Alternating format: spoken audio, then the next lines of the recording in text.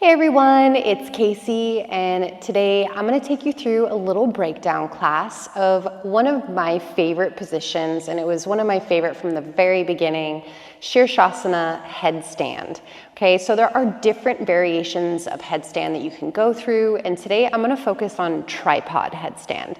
And the reason I'm choosing this one specifically is because I find it to be more accessible for people, especially who are just starting inversion practices or wanting to start inversion practices.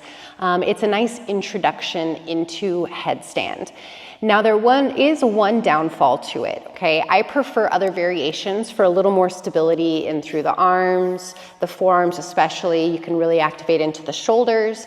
Tripod relies solely on the top of the head and the palms and fingers. So with this, we will have equal distribution of weight between the head and the hands, okay? So it's really important that you warm up properly when you're going to be practicing, especially headstand, warming up the shoulders, the core, to be able to hold and stabilize the position. And that way we don't have extra weight just dumping down. We want to be able to press the ground away, lift up and away from the ground to lengthen our spine up nice and tall. And the more we can focus on lifting up and away, the less weight that's sinking down onto the head. We don't want to create any tension or unnecessary tension into the neck. So really we want to feel most of the strength building into our shoulders, okay? So really activating those shoulders. If tripod headstand does bother your neck, or it does feel like there's just too much pressure on the top of the head, then just know you can switch up the variation and come into a bucket headstand, which is on the forearms with the hands clasped instead, okay? And I'll give a quick breakdown when we get to that point, just for those of you that want to practice another variation. But I prefer tripod, and I feel like it's more applicable to the practice if you are interested in connecting transitions, arm balances, and that kind of stuff too. So we're going to start off by coming onto hands and knees. Okay, and one thing that's really important to notate is tripod headstand is called tripod due to 3 separate points, right? So typically what I see when people come into headstand is they bring the head down and then they line the hands up somewhere around the ears off to the sides, okay? And then they try to probably kick up and jump into a position, hold and stabilize with the legs over the head, okay? Now, if we want to really focus on integrity in the position to activate the correct muscle groups and to use way less effort than what's actually just throwing yourself around, okay, then I feel like the details matter. So the details on this one is we want to create a nice tripod effect between the head and the hands. So a nice way I like to measure it out is by taking the hands down so they're about shoulder width apart. Fingers are going to be spread wide because you're going to be using the whole of the hand pressing into the ground, okay? A full spiraling in the hands. Now, you're going to bring the crown of your head down to the ground. And if you're not sure what the crown of your head is, it's near the back. It's more of that flat surface on the back. Imagine if you were going to balance a book on your head, okay? Where you would place it to find the most balance and stability. That's the place that we're going for. So hands down. Now don't just drop the head between the hands. I want the head to kind of come forward and then drop the crown of the head to the ground. Now from this position, really important, a nice way that I like to line myself up is to get my elbows directly over my wrists with a nice 90-degree bend into the elbows, okay? Now, it's also important that the hands stay shoulder width apart, and we kind of draw the elbows in to stay shoulder width apart. We're not pinching them in, and we're not flaring them out wide, but the hands, the wider they walk, the less stable we feel through the shoulders, right? We want to keep them more aligned with the shoulders, and that nice 90-degree angle into the elbows really, really helps structurally. So start to press into the hands from this position, and you can kind of feel the points of contact between hands and the head. And we want to keep that equal weight, but really activating those shoulders. So begin to lift the knees and walk the feet in, piking the hips as high as you can, okay? Now more weight is going to start to shift into the head, so I want you to really press into the hands, pulling the hips up and feel the core engage. You can pull the belly button up and in, okay? Now from here, a nice beginner start. Take the knees and bring them to the backs of the arms, one at a time, okay? It's like crow pose with the head down. And then you're just gonna start to squeeze the feet towards the glutes, okay? I'm gonna call this baby egg position. So as the feet draw into the glutes, you're gonna feel the core activate, press into the hands, and really imagine trying to pull your hips back a little bit, taking more weight off of the knees on the backs of the arms. Maybe you stay here, maybe you keep pressing, lifting the hips, and you come into that floating baby egg, okay? So the knees have lifted. And then once you're here, just hold the baby egg shape and stabilize. Make sure the elbows aren't flaring. You're pressing evenly through the hands and head. And then from baby egg, you can stay or keep the hips where they are and slowly extend the legs up towards the ceiling.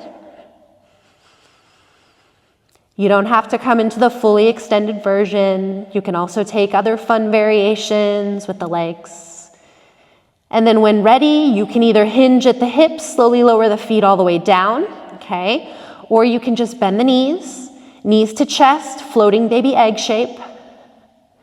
Maybe open up the knees, bring them to the backs of the arms, and then you can either come down or just set the feet down to the floor. And drop back, quick child's pose, hips towards the heels. Relax your spine, head down. Couple breaths. Always to give yourself a nice child's pose or a resting position after inverting. Don't just fling your head up off the ground. If you get head rushes or dizzy, that is probably a contributing factor. So just slow it down. Okay. Now, when you're ready, you're gonna come back up.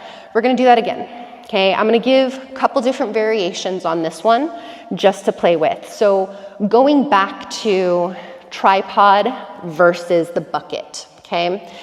Bucket headstand, the forearms are down. Tripod, you're just on the palms. So when the forearms go down, a little more stability into the shoulders because we now have more points of contact with the ground, okay? Sometimes you can get so much contact that the head can just lift right up in this position, okay? So I'll give that, and I'll also give a deepening variation for tripod, okay? If you are gonna take bucket, when you interlace your fingers, make sure the elbows don't walk wider than your shoulders, okay? You start to lose so much strength of your shoulders when they start to expand out away. So keep them drawing in and keep pressing into the ground, okay? If you're taking bucket, the crown of your head comes down and you're just kind of cradling the back of the head with your hands, okay? Now it's gonna be the same steps if you're taking that variation. You're gonna walk the feet in, but now you don't have your elbows to rest your knees onto.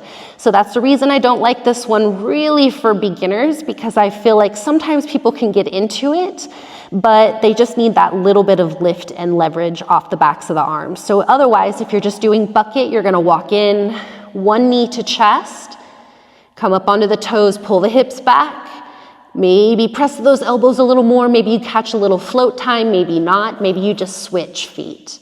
Maybe both knees into the chest, and same thing, you can extend up and lower down however it feels good, okay? So that's one variation. I'm gonna give myself just a breath here as I come down. Okay, now I wanna say one more thing before we keep moving, and this thing is very important to me, and I think when we are first learning headstand, it's really exciting. We really wanna get into it, and it can often be very ego-driven, and what happens is we get excited because we're really close to just being able to lift our hips up and be able to get our knees off of our arms. Or maybe you walk the feet in, you're lifting the hips and you're like, I'm right there. I just need to give a little something, okay? So that little hop, that little jump, that little push, okay? I don't practice these, nor do I teach these to my students specifically, because when we are bearing weight using the top of our head, right, this can be kind of a sensitive space when involving the neck, okay? So anytime we're using momentum to get into a position that involves stabilizing and using the neck structurally, okay, we want to use core control. We don't want to use momentum and then trying to stabilize once we've flung our body up into space, okay? It's already kind of a challenging posture to start learning and kind of working into our bodies, so no extra weight or tension needs to be put on the neck here. If you can't get up without jumping, then don't jump. Just work on those core muscles, work on the shoulder strengthening, and eventually the core and the shoulders will do the work for you in a way that is more structurally sound and safer for your neck, okay? So just let me step off my soapbox for a second, but that one's really important. Please don't jump. I can't see you at home, you do you, but I didn't teach you that, okay? So if you're gonna take bucket, take your bucket. If you're gonna take tripod with me again, this time I'm gonna give the variation to just walk the feet in and to not use the backs of the arms at all. So hands shoulder width, head comes forward, then bring the crown of the head down. Make sure you have those nice angles, shoulder width, elbows drawn in slightly, pressing through the hands. Then lift the hips, start to walk the feet in as much as you can. Now this is the most important part. Walk the feet in, lift the hips as high as you can. And then from here, maybe walk the tippy toes in a little bit more. Pull one knee to chest. Try not to use the arm. Press through the hands. Use your core. Imagine trying to pull your hips back. Maybe you lift, maybe you don't. If you don't, just switch sides. Lifting the other foot, come up onto the toes, pull the hips back. Now, if you do float, knees to chest, feet to glutes, little floating baby egg. If you want to work on extending, slowly stack the hips and extend the legs up. And then come all the way down. Give yourself one breather, and this time we're going to do that full lever. Okay, so that was kind of the transitioning step, learning how to just get those hips stacked up and over the shoulders. And now we'll go for more of that levering effect. So from tripod or from your bucket, okay, you can try it from either one. Just don't jump, please. Crown of the head down. Find that nice tripod shape and alignment. Hips up, feet walk in. Now, if you need to do the knees to chest, baby egg it, then do that instead. Perfectly fine. Just be where you are. If you feel like there might be a little more, keep walking the feet in. Keep lifting the hips. Press through those hands, pull the hips back. Then maybe both of your feet float. And then you can slowly work on lifting the legs little bits at a time. Keep the core engaged.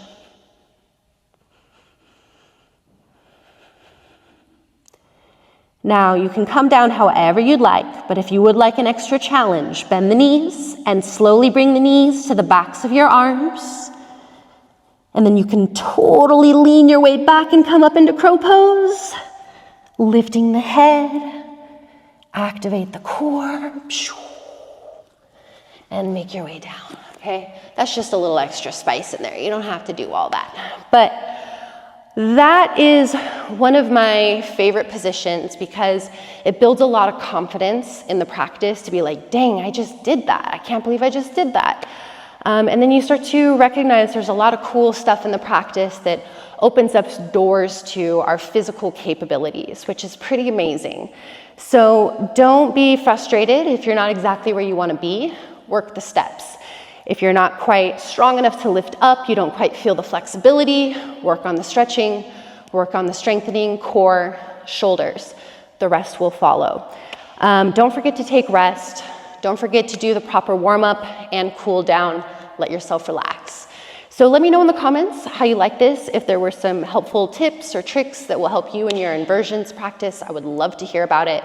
Otherwise, more content coming your way soon. Thanks, y'all.